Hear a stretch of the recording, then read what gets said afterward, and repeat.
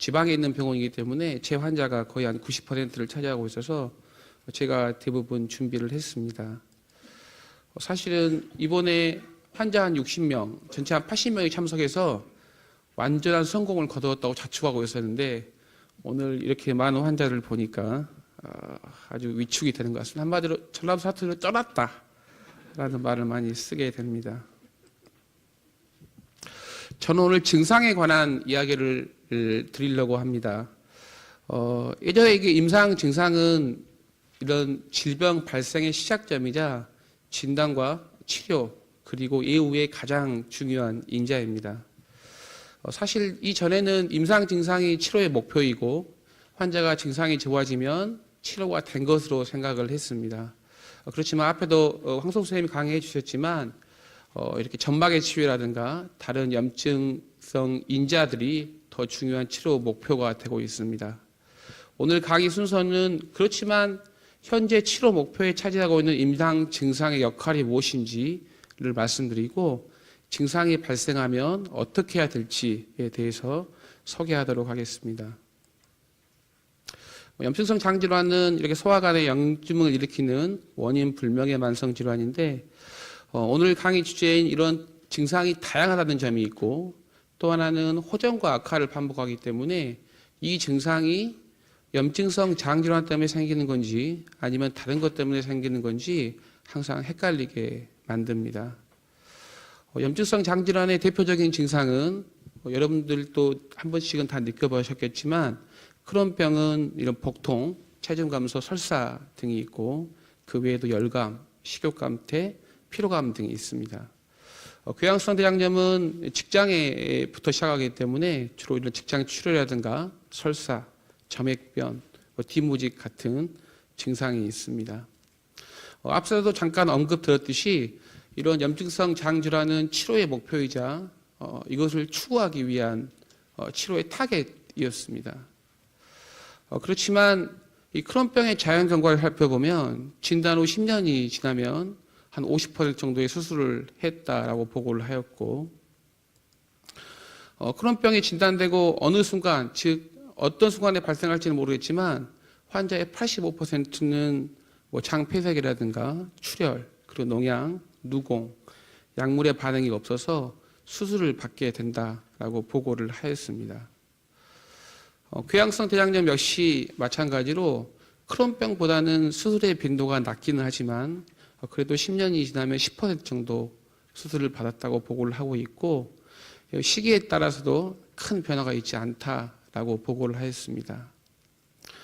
그래서 현재는 염증성 장질환의 치료의 가장 흔한 트렌드는 치료의 목표를 바꿔야겠다라는 게 첫 번째고 두 번째는 질병이 바뀌기 전에 이렇게 안 좋은 방향으로 흘러가기 전에 빠른 약제를 사용해야겠다라는 게 두 번째고 세 번째는 보다 엄격한 조절과 관리가 필요하다라는 거고 이 모든 것은 환자마다 각기 다르기 때문에 개별화된 전략을 가져야 된다라는 것입니다. 앞서 말씀드린 것처럼 빠른 치료는 확실히 병의 경과를 바꾸고는 있습니다. 이렇게 최근에 들어서면서 생물학적 제재와 염증성 면역 조절제를 빨리 투여함으로써 수술률을 현저하게 낮출 수 있다라고 보고를 하였습니다.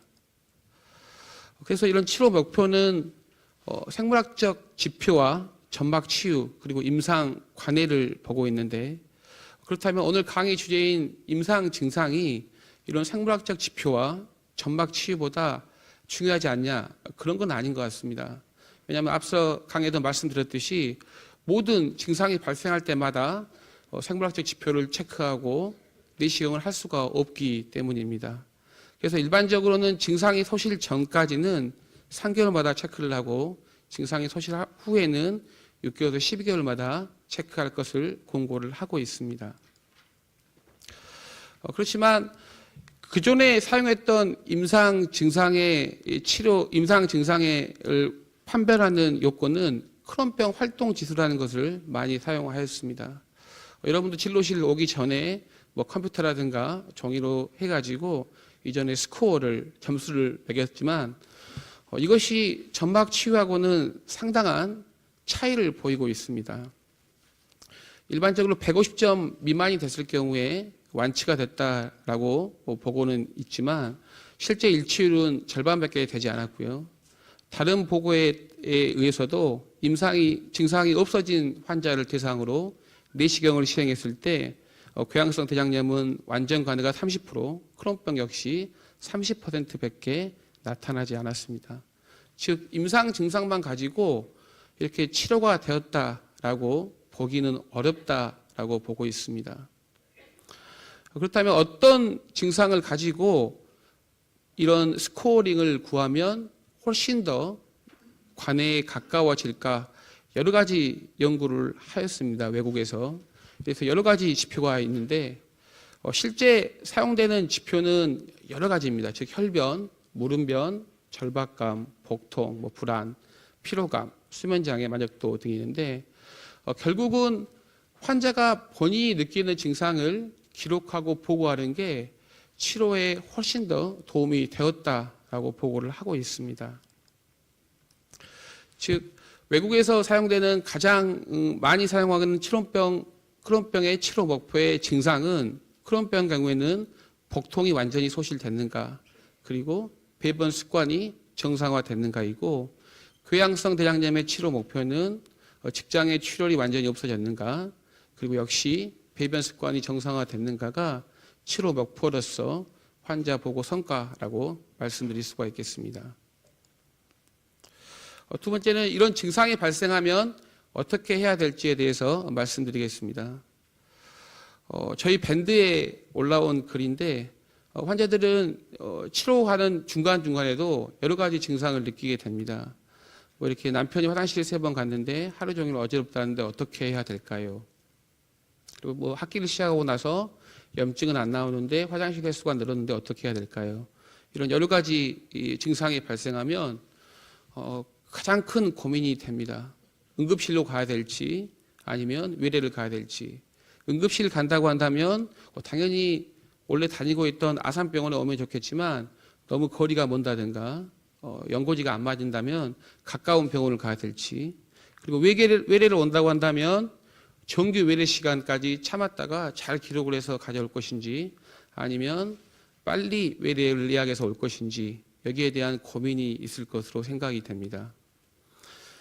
이런 응급상황이라는 정의는 즉각적인 의료 개입이 없으면 개인의 심각한 위험과 장기 기능 손상으로 건강이 위협받을 정도의 중증의 손상을 뜻한다.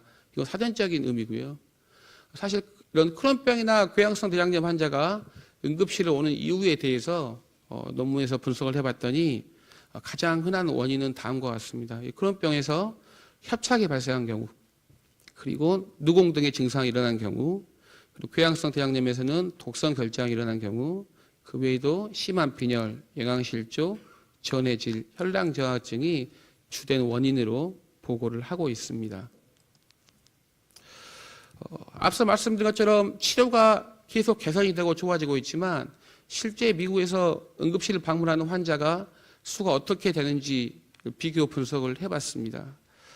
앞서서 말씀드린 것과 마찬가지로 응급실에서 입원 환자의 비율은 계속 감소를 하고 있습니다. 또한 수술 환자의 비율도 계속 감소를 하고 있습니다.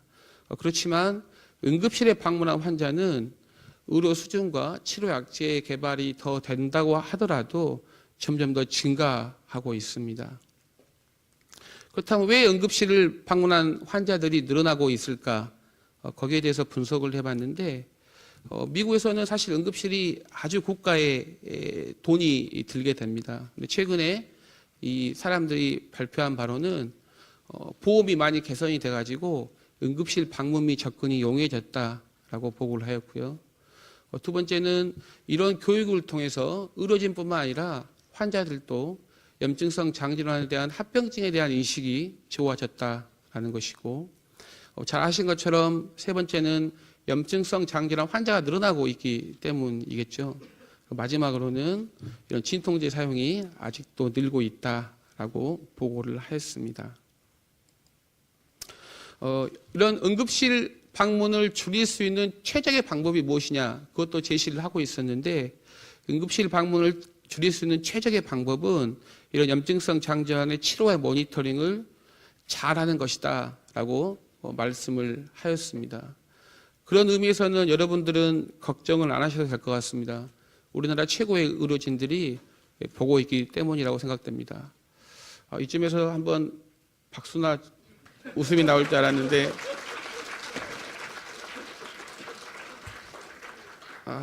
저를 최고로 생각하고 계신 것 같아서 감사드립니다.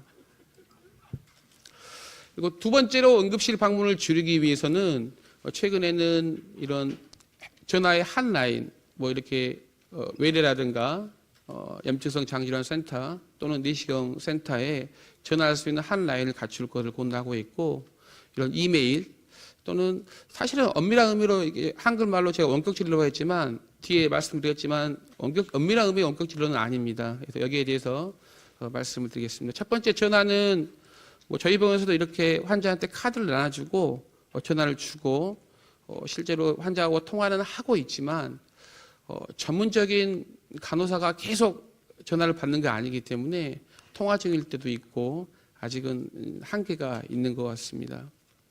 두 번째로 이메일이나 이런 SNS를 이용하는 방법은 현재 밴드를 통해서 노력을 하고 있습니다. 밴드를 검색해 봤더니 한 18개 정도의 대학 밴드가 지금 활동 중에 있는 것으로 나타났습니다. 세 번째로 이런 원격 진료에 대해 말씀드리면, 이런 원격 진료는 프로그램된 모듈을 환자가 입력을 합니다. 증상이 있을 때나 증상이 없을 때 맞은 모듈을. 그러면 의사가 개별화된 치료 계획을 환자한테 전달을 하게 되고, 그걸 통해서 환자가 필요한 걸 요구를 하게 되면 의사는 거기에 맞는 컴퓨터 기반 학습 프로그램을 전달을 하게 됩니다. 그리고 나서 커뮤니케이션을 할 경우에 외래 방문 및 환자 입원, 전화 상담을 줄이는 데 기여할 수 있다라고 보고를 하였습니다. 아직까지는 우리나라에서는 이것까지 되는 것은 좀 멀었다라고 생각을 하고 있지만 아마 머지않아 이런 텔레메디신도 들어올 것으로 생각이 됩니다. 환자가 병원을 찾는 이유에 대해서 다시 한번 짚고 넘어가도록 하겠습니다. 환자가 병원을 찾는 이유는 가장 흔한 것은 당연히 복통이 발생하거나 혈변 또는 설사, 열이 나는 경우고, 물론 중증의 의식 변화나 탈수, 복부 팽만이 있으면 응급실로 가야 됩니다. 그렇지만 흔히 갖고 있는 복통, 혈변, 설사가 앞서 말씀드렸듯이 염증성 장질환이 악화가 된 건지 아니면 과민성 장증후군이라든가 감염성 설사가 생긴 것인지 그런 것을 구분할 수 있는 가장 좋은 방법은 자가 체크리스트를 활용하는 것으로 생각이 됩니다. 자가 체크리스트는 이런 병의 증상이 점점 더 심해지는가 또는 간격이 점점 짧아지는가, 그리고 다른 염증성 장질환의 증상이 동반이 되는가, 즉 혈변만 발생한 게 아니고 무름변이라든가 뒷무직 또는 잔변감 등이 있으면 염증성 장질환의 악화라고 생각을 하셔야 될 것 같습니다. 그 외에도 이전에 나의 과거의 증상과 비교해서 유사하다고 생각했을 경우에는 염증성 장질환이 악화가 되었다라고 생각을 하셔야 될 것 같고요. 그리고 이런 증상이 발생하면 이런 대중요법에 호전이 되는가 여부도 체크를 한번 해보셔야 됩니다. 이런 대중요법은 식사를 안 한다거나 아니면 부드러운 쌀죽을 먹거나 핫팩을 댄다거나 버프 마사지를 해본다거나 이런 걸 체크를 해가지고 증상이 호전되는가 여부도 염증성 장질환에 의한 통증인지 아니면 다른 원인에 의한 통증인지를 알 수 있는 좋은 감별 포인트가 될 것으로 생각이 됩니다. 집에서 할 수 있는 응급조치는 앞서 말씀드린 대로 대중적 치료를 반드시 한번 해볼 것을 권고를 하고 있습니다. 대중적 치료는 금식이라든가 수분 공급, 휴식, 핫팩을 대볼 수가 있겠고, 약국에서 이런 진통제나 진경제는 일시적으로 병을 사라지게 할 수도 있고 오히려 독성 결장 같은 중대한 합병증이 생길 수가 있기 때문에 사용을 신중히 해야 될 것으로 생각이 됩니다. 혈변이 발생할 경우에는 집에 가지고 있는 저약이나 관장을 사용해 보거나 남아있는 스테로이드가 있으면 소량 먹어보고 반응을 보는 것도 나쁜 방법은 아니라고 생각이 됩니다. 그리고 열감이 있는 경우에는 실제 체온을 재가지고 고열이 있으면 응급실 가야 되지만 가벼운 열감 같은 경우는 이런 타이레놀 같은 걸로 일시적으로 조절을 해볼 수도 있을 것으로 생각됩니다. 그리고 아산병원에 오지 못하고 타 병원에 갔을 경우에 반드시 준비해야 될 것은 일단은 가까운 병원의 연락처라든가 의료진이 누군지를 알고 있는 게 중요할 것 같습니다. 그리고 그 병원에 갔을 때는 항상 진료 기록이나 처방전을 구비하고 있는 게 좋을 것 같습니다.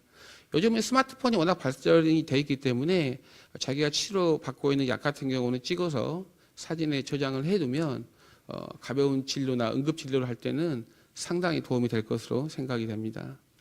그리고 중요한 건 항상 배가 아플 경우에 증상만 가라앉힐 수 있는 진통제는 피하는 게 좋겠다라고 다시 한번 강조드리고 싶습니다.